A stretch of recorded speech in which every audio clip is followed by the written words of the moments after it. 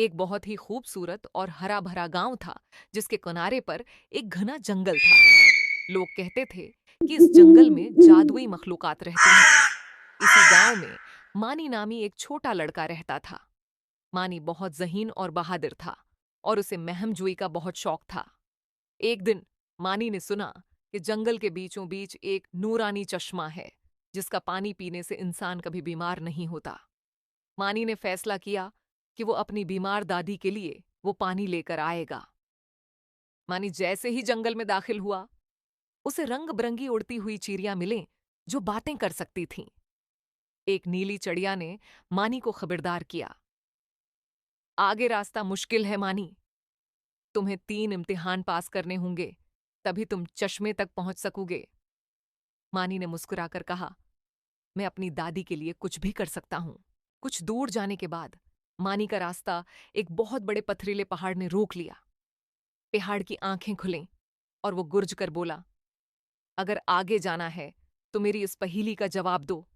वो क्या चीज है जो सुबह को 4 टांगों पर, दोपहर को 2 पर और शाम को 3 टांगों पर चलती है? मानी ने थोड़ी देर सोचा और फिर जवाब दिया, वो इंसान है। बचपन में वो हाथों और पैरों के बल चलता है, जवानी में 2 पैरों पर और बुढ़ापे में लाठी का सहारा लेता है। पहाड़ खुश हुआ और एक तरफ हटकर रास्ता दे दिया। आगे एक नदी थी जिस पर पुल नहीं था। वहां एक शरारती बंदर बैठा था जिसके पास एक जादुई छुरी थी। बंदर ने कहा, मैं तुम्हें तब जाने दूंगा जब तुम मुझे कुछ ऐसा दिखाओगे जो मैंने पहले कभी नहीं देखा। मानी ने अपनी जेब से एक छोटा सा आईना निकाला और बंदर के सामने कर दिया।